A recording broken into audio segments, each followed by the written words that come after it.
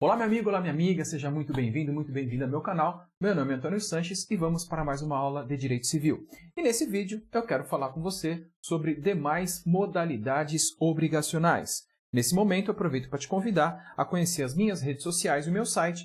E se você ainda não está inscrito ou inscrita no meu canal, se inscreva e ative as notificações para você receber as novidades que semanalmente nós colocamos na internet. Ok? Vamos falar então dessas demais modalidades obrigacionais.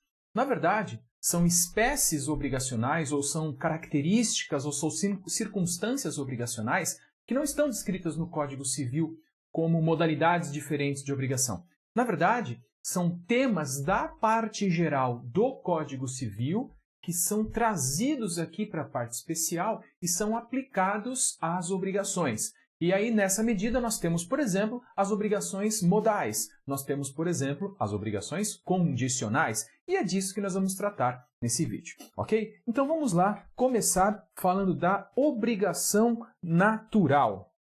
O que é obrigação natural? Vamos falar do conceito da obrigação natural. Obrigação natural, para você entender a obrigação natural, você precisa ter clareza com relação aos elementos da obrigação. Quando você estuda lá a parte geral de obrigações, você aprende que as obrigações elas têm os elementos subjetivos, que são os sujeitos, credor e devedor. A obrigação tem um elemento objetivo, que é o objeto obrigacional, que sempre é uma prestação, que pode ser de dar, fazer ou não fazer, com todas as suas subdivisões. E ela tem o elemento espiritual, o vínculo jurídico, que se subdivide em débito, dívida e responsabilidade. É nesse particular que você precisa entender para compreender o conceito de obrigação natural. A obrigação natural é aquela que não gera responsabilidade. A obrigação natural é aquela, então, que se houver o inadimplemento, se houver o descumprimento, não poderá ser alguém responsabilizado, ok? Então, nessa perspectiva, eu vou tratar aqui com você da seguinte maneira. Eu vou falar de obrigação natural e obrigação perfeita, sendo a obrigação perfeita aquela cujo inadimplemento gera a responsabilidade e a natural aquela cujo inadimplemento não gera responsabilidade, ok? Voltando então, vejamos as espécies de obrigação natural. Você está vendo aí que as obrigações naturais, elas se dividem em essencialmente naturais e acidentalmente naturais. Qual é a diferença entre uma e outra? A essencialmente natural já nasce natural. Ela é assim desde o começo. Ela nunca pode ser cobrada. Enquanto a acidentalmente natural nasceu perfeita, nasceu completa, nasceu possibilitando responsabilizar o inadimplente e às vezes até outrem, no caso do fiador, que não é devedor, mas é responsável, e por um acontecimento, por um acidente, ela se tornou natural. Ela se tornou uma obrigação que não sujeita alguém à responsabilização. Ok? Quais são aquelas essencialmente naturais? Aquelas que nascem sem gerar responsabilidade. Um exemplo é a dívida de jogo. A dívida de jogo, dá uma olhadinha aí no artigo 814 do seu Código Civil. As dívidas de jogo não obrigam a pagamento. Quando o Código Civil fala isso, na verdade, ele está dizendo que não geram responsabilização. Então, se eu apostei com você que o meu time ia ganhar o campeonato e o meu time não ganhou o campeonato, eu sou o devedor, mas você não pode me cobrar. Aí você vai falar assim, Antônio, de que adianta eu ser credor de um crédito natural? Adianta muito, porque quando alguém paga o que não deve, pode pedir a devolução, pode pedir a repetição do indébito, a devolução do indevido. Por outro lado, quando alguém paga o que deve, ainda que seja uma obrigação natural, mas se a dívida existe, aquele que paga não pode pedir de volta. E aí a diferença entre uma obrigação natural e não ter obrigação, tá? A obrigação essencialmente natural nasce assim. E a acidentalmente natural? A acidentalmente natural nasceu perfeita. E ela se tornou natural por algum acidente, por algum acontecimento. Exemplo, dívida prescrita. Quando você olha lá na parte final da parte geral do Código Civil, você vê que a pretensão nasce com a violação do direito e se extingue pela prescrição. Quando uma dívida nasceu, era perfeita. Não foi adimplida, nasceu a pretensão. Uma vez que nascida a pretensão, o titular deste direito pode exercer esta pretensão durante certo tempo. Normalmente 5 anos, se você der uma olhadinha lá no parágrafo 5º do artigo 206 do Código Civil. Uma vez passado esse prazo, não pode mais ser exercido o direito. A dívida continua existindo, porém não pode mais ser cobrada. Uma obrigação que era perfeita se tornou natural. Aí então nós temos as obrigações acidentalmente naturais. Ok? Vamos falar então de obrigações principais e acessórias. De novo, falar de obrigação principal e acessória é simplesmente aplicar para o direito obrigacional um conceito que você já teve lá na parte geral do Código Civil, um conceito que você já estudou lá no primeiro ano da faculdade. Qual conceito? De bens principais e acessórios. E aqui é só você aplicar aquela regra simples que você aprendeu lá na parte geral do Código Civil. O acessório segue o principal. De maneira que a obrigação principal, vamos falar aí dos conceitos, né? A obrigação principal, ela tem vida própria. Ela existe por si só. Por outro lado, a obrigação acessória não existe por si só. Ela depende da existência de uma obrigação principal. De maneira que, e aí eu já estou falando das consequências, veja lá, a consequência da obrigação acessória é que ela deixa de existir. Quando a obrigação principal deixa de existir? Vamos imaginar, então, um contrato garantido por fiança, um contrato de empréstimo que tem um fiador. Uma vez que o contrato de empréstimo é extinto pelo pagamento, a fiança deixa de existir, porque a fiança é um contrato acessório. O contrato de fiança é uma das chamadas obrigações de garantia. As obrigações de garantia garantem o adimplemento de uma outra obrigação. Então pronto, aqui o contrato de fiança ele é acessório. Ele segue o destino do principal. De maneira então que se o contrato principal deixar de existir, por qualquer motivo, porque foi pago, porque foi anulado, porque está prescrita a obrigação, o acessório segue esse caminho. Então essa, meu amigo, minha amiga, é a consequência dessa relação entre uma obrigação principal e uma obrigação acessória, que só faz sentido por conta da existência da obrigação principal. Porém, eu quero chamar a sua atenção para um caso bastante interessante, que eu chamo aí de influência inversa. Por que inversa? Porque nesse caso que eu vou te contar, e ele está aí no artigo 40 da Lei de Locações, a obrigação acessória afeta a principal. Okay? Então, pensa na seguinte situação. Dá uma olhadinha no artigo 40 da Lei 8.245, que é a Lei de Locação de Imóveis Urbanos. A fiança no contrato de locação é uma das modalidades de garantia. Se essa fiança deixar de existir porque o fiador morreu, porque essa fiança foi anulada, por qualquer motivo, se essa fiança deixar de existir, o locador, o credor, que é parte principal, né? No caso da locação, você tem dois contratos. Você tem o contrato de locação e o contrato de fiança. O contrato de fiança é um contrato acessório, como você viu até agora. Então, em regra, pelo que a gente está falando aqui, o acessório segue o principal, de maneira que, quando acabar a locação, a fiança também acaba. Agora é a influência inversa.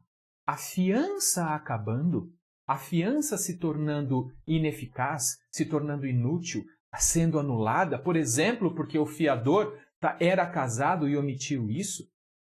Se essa locação ficar sem fiança, o locador pode exigir que o locatário, que o inquilino, apresente um novo fiador, sob pena de desfazimento do contrato de locação. Ok? Então aí nós temos uma exceçãozinha à regra geral, porque na regra geral a obrigação acessória segue a principal. Aqui não. Aqui a principal pode ser afetada pela acessória. A principal pode deixar de existir se a obrigação acessória deixar de existir. Mas isso, como eu te falei, é a regra, é a exceção, não é a regra. A regra é que sempre uma obrigação acessória vai seguir a principal e vai ter o mesmo destino que a principal tiver. Normalmente, a extinção.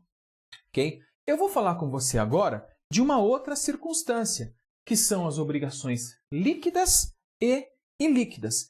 Na verdade, tratar de obrigação líquida e ilíquida demanda mais um mergulho, demanda mais uma análise de direito processual do que uma análise de direito material.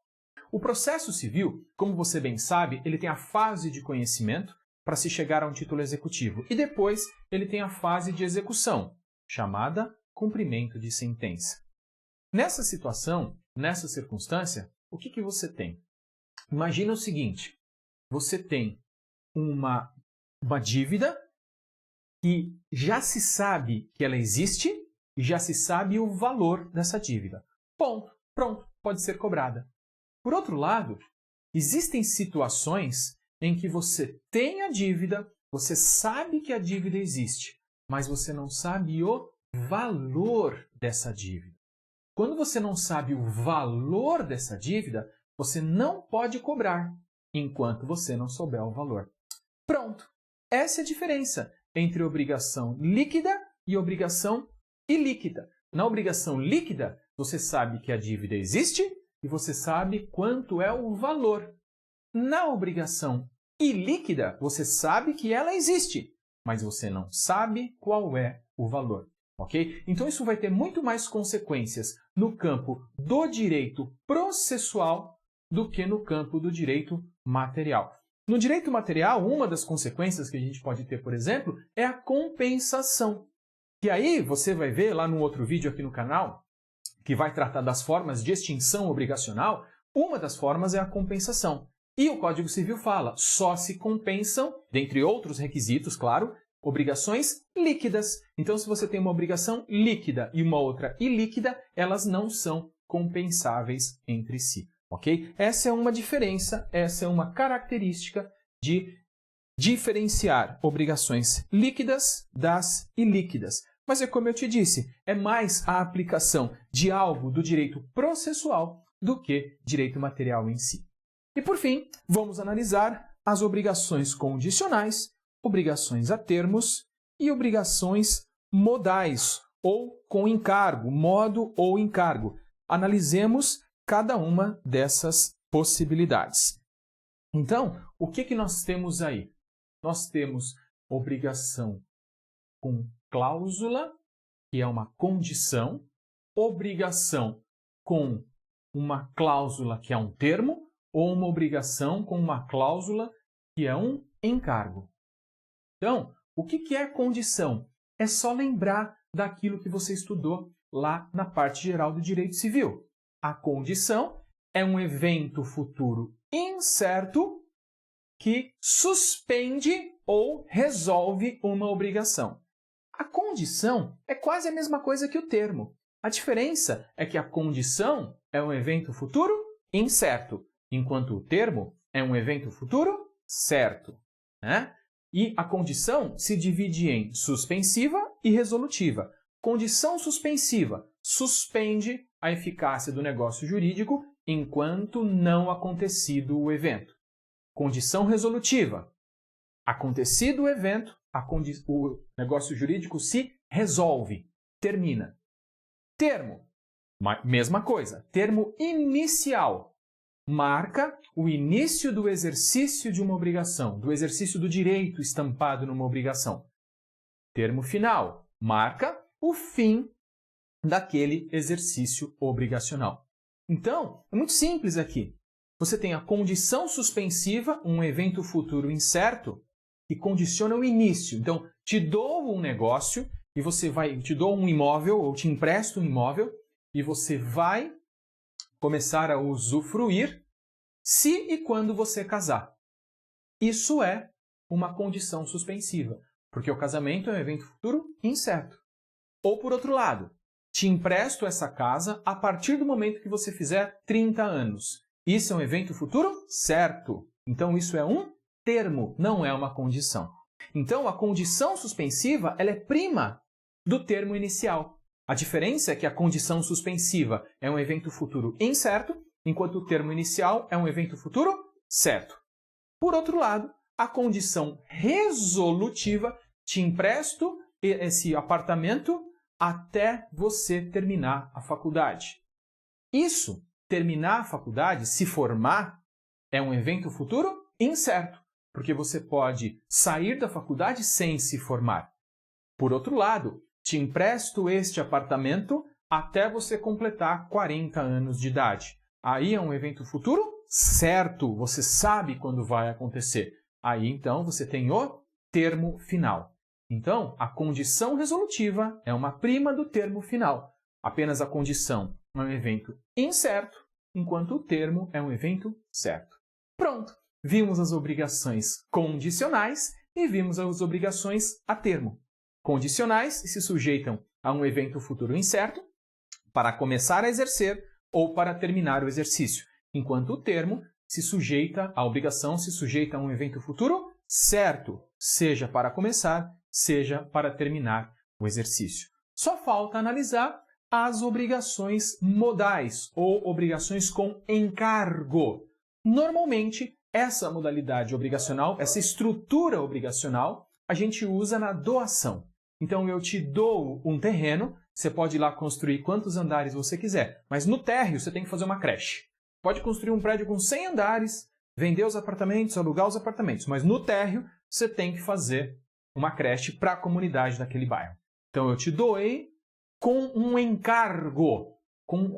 O bem foi, mas foi com uma obrigação de fazer, que nem sempre vai me beneficiar. Nesse caso, vai beneficiar a comunidade do bairro. Tá? Isso é uma obrigação modal. Isso é uma obrigação com encargo, o encargo de fazer a creche. É claro que, não sendo cumprido o encargo, haverá consequências. Normalmente, o desfazimento daquele negócio que foi gravado com o encargo. É claro que eu não vou analisar com você aqui todas as consequências do descumprimento do encargo, porque esse é um estudo que você vai fazer efetivamente lá no direito contratual, porque é tema bastante estudado no contrato de doação. Ok? Então, o que nós vimos? Nós vimos obrigações líquidas e ilíquidas, naturais e perfeitas, com encargo, condição ou termo. Ok? São temas que você traz, e principais e acessórias. E são temas que você traz lá da parte geral. Se você navegou bem lá na parte geral, aqui você entende com tranquilidade, porque é só aplicar aquilo que você estudou lá na parte geral aqui para o direito das obrigações que inaugura a parte especial do Código Civil. Ok? É isso aí. Espero que você tenha gostado. Se gostou, dá um like, compartilha, se inscreve no canal para você ter outras atualizações. Um grande abraço e até a próxima!